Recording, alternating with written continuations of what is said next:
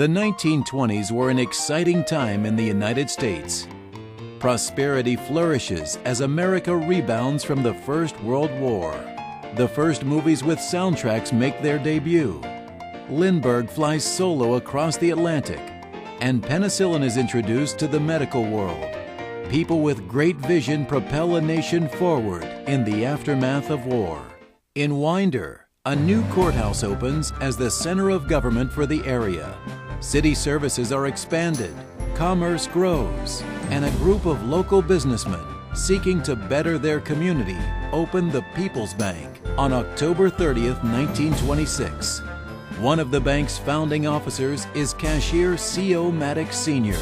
Mr. Maddox soon acquires majority of ownership in the fledgling bank, and thus a Winder banking legacy has its humble beginnings. The mood of the nation quickly changed from the joy and prosperity of the 20s to the grim reality of the stock market crash in late 1929. The crash hit Georgia and Winder hard. As in so many cities, people ran to banks to withdraw cash in fear of losing their life savings. During the Depression, there was a run on banks. We had one right here in Winder, Georgia. My grandfather was concerned that this was going to develop into some kind of maybe an epidemic, or it was going to get out of control. So the first thing he did is he went in the vault, he pulled out all the money, stacked it in the lobby, put some divider ropes around it, and hired an armed guard with a shotgun. Left all the money in the lobby, and as people were running on the bank, he would tell them, look, here's all your money, don't worry about it. Maybe one of the great turning points in the history of the People's Bank was about to happen. Mr. Peskin, a very shrewd businessman in Winder at the time, walked up the street from Peskin's department store and deposited $4,000 in our bank. I think the rest of the community looked around and thought, well, if Mr. Peskin is putting money in, maybe our money's safe there. There were 5 banks before. There was only one bank left in Winder after the Depression and after those runs, and that was the People's Bank. Barrow County and the rest of the country began to settle back into a pace of normalcy after the Depression. The People's Bank was the only Winder bank to weather the storm and found a new home in the previous Bank of Winder building on Broad and Candler Streets. The 1930s proved a period of regeneration as Barrow County and the People's Bank began to flourish. And in the Winder News, the bank's November 4th, 1936 Statement of Condition showed total assets of $559,182. The report also garnered a front-page headline and story, alongside news of President Franklin Roosevelt's re-election victory. Georgia's history with cotton dates to 1733, when the first seeds were planted in Savannah. In the 1930s, the People's Bank played a major role in helping cotton farmers finance crops and purchase equipment, and cotton appeared in the bank's financial statements as a major asset throughout the decade. With continued growth of cotton as the region's cash crop, enterprising manufacturers began building the textile industry that would put this area on the international map. Barrow County took the lead and soon became known as the working clothes capital of the world. As Barrow County grew economically, it also grew in prestige. A prominent Barrow County resident and close friend and business ally of C.O. Maddox was Richard B. Russell Jr. His relationship with the People's Bank and the Maddox family proved to be a consummate blend of vision and victory for the citizens of Winder and Barrow County, and brought national focus to this quiet Georgia community. Russell became the state's youngest chief executive when he was sworn in as governor in 1931. Subsequently, he was elected to the U.S. Senate, beginning a national political career that would span 4 decades, including a bid for the office of U.S. President in 1952. The stately Russell Senate Office Building in Washington symbolizes our nation's admiration of Winder's favorite son. The home where Senator Russell was raised is still a favorite local landmark. A rapidly growing Barrow County was no stranger to diversification, and the People's Bank was quick to support the financial requirements of local citizens and enterprising business owners. In 1944, a local doctor told a grocer he had trouble getting enough milk for babies. That grocer sought help from the People's Bank so he could rent a building and purchase a herd of dairy cows. The Winder Creamery not only solved a local problem, but became the first business in Georgia to sell homogenized milk. The People's Bank, having been joined by C.O. Maddox's son Charles Maddox Jr. in 1946, was on the leading edge of business development, helping this rural community aspire to greatness.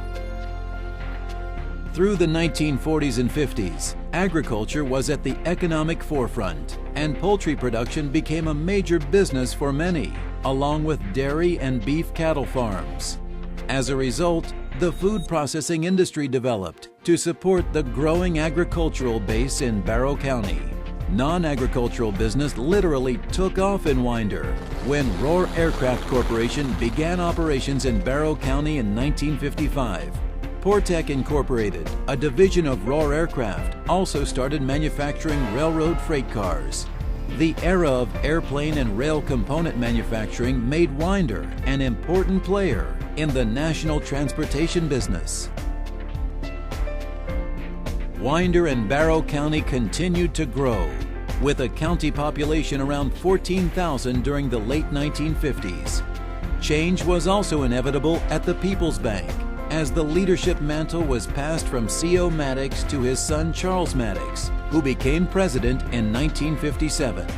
While the elder Maddox continued to provide guidance as chairman of the board, it was Charles's turn to shine, as he matured into one of the most respected and revered leaders in the history of Georgia banking. Not only was Charles Maddox part of the People's Bank for almost 60 years, with 40 of those years as president, he held top positions in the Community Bankers Association of Georgia, the Bankers Bank, and the Independent Community Bankers Association during the 1960s, 70s, and 80s. His leadership included taking a stand for all community bankers in Washington. In the mid-70s, I watched with great pride as my father testified before Congress on the pitfalls of deregulation for the ICBA. The People's Bank expanded and began a major facelift of the old bank building in Winder in the mid-1960s. Concrete lattice was added to the bank, creating an international look that proclaimed that Winder and Barrow County were on the move. During the same era, the People's Bank opened its first drive-through banking facility in downtown Winder. The bank's leadership was at work in the community too, when in 1967, Fort Yargo became a Georgia state park. C.O. Maddox and Charles Maddox worked closely with Senator Richard Russell to not only procure the 1,800 acres for the park, but develop the state park status of Fort Yargo, which is still enjoyed by thousands of visitors each year. The 1970s would become literally a fiery time for Winder. In 1972, fire destroyed part of the Winder Barrow County High School. Then in 1977, the old Belk building on Broad Street was destroyed in one of the most devastating infernos in Winder's history. 100-foot flames could be seen for miles, leveling what had become Maxwell's Furniture Store next to the People's Bank, and leaving a gaping hole in the heart of town. Also, in 1973, an illustrious 44-year banking career ended with the passing of C.O. Maddox Sr. There were brighter skies over Barrow County during the 1970s and 80s, a period which saw population grow by 76% and reach 29,000 residents. The stage was set for the People's Bank to expand with new banking offices, Statham in 1973 and North Broad in 1982, along with more personnel. Although he had been associated with the bank while growing up in Winder, the People's Bank entered another era of Maddox family influence and leadership when Christopher B. Maddox joined the bank's management team in 1986. The blend of experience and guile between older and younger Maddox was healthy for both the bank and the community.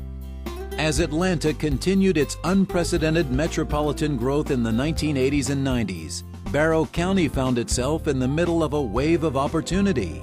Manufacturing operations discovered great employees and a profitable home in Barrow County. As it had since 1926, the People's Bank was in a unique position to help Barrow County seize the moment. The People's Bank opened offices in Auburn in 1991 and Holly Hill in 1998. Chris Maddox became president of the People's Bank in 1997, continuing the legacy of community leadership and prudent banking handed down from his grandfather and father. However, the People's Bank management team at the new millennium was far from content with status quo in the face of a changing market. Families looking for an alternative to the urban spread of Atlanta found Winder and Barrow County offered an ideal environment for raising families, starting small businesses, and being part of a vital, forward-thinking community. Barrow County was on the threshold of dramatic growth, with population of 46,000 in 2000 and expected to double by 2020. The region got major economic boosts with new developments like Chateau Elan and the Georgia Club. In 2005, the People's Bank took a bold step into the future when it unveiled a dynamic new logo and identity program.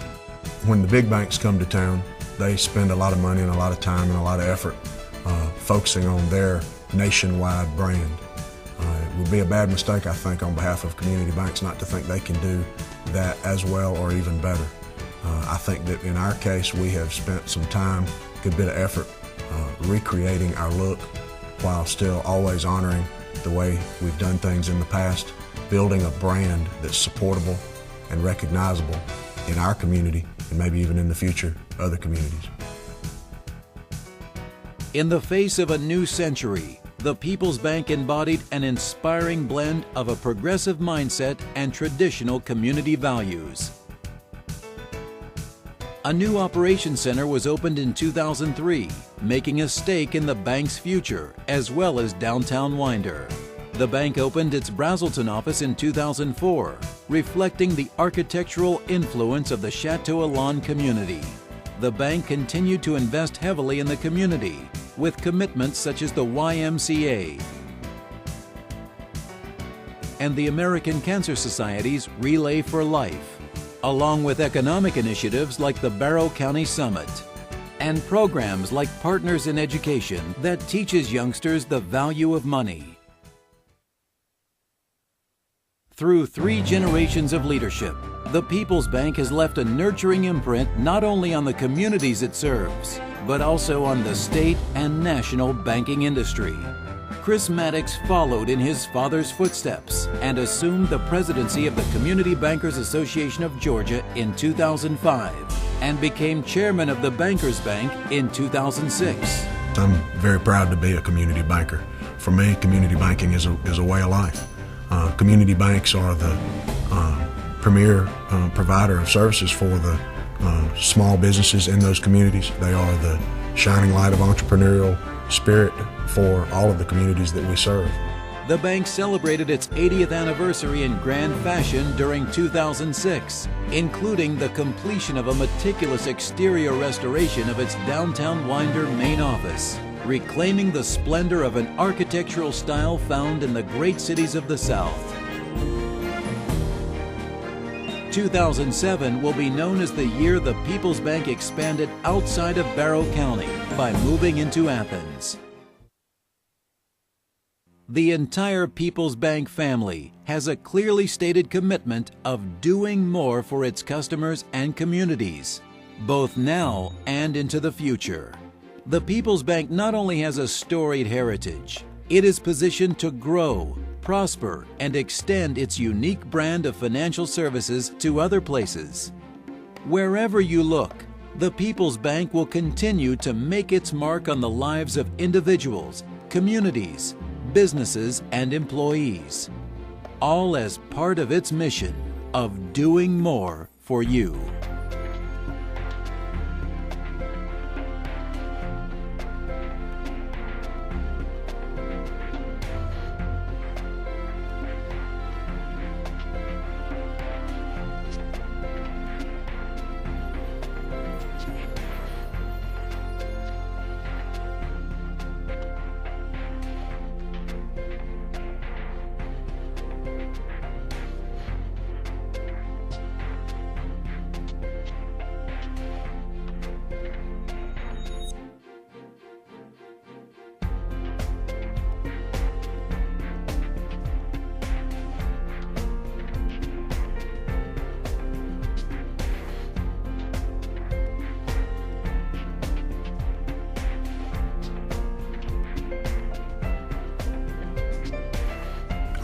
continue to be agile. I hope we'll continue to be able to respond to the needs of the community, the needs of our customers. I think we'll probably grow. I think we may move a little outside of our traditional boundaries, but I hope that we will always be able to keep the family feeling that I talked about earlier and maintain that and grow that as we grow our footprint in the state of Georgia.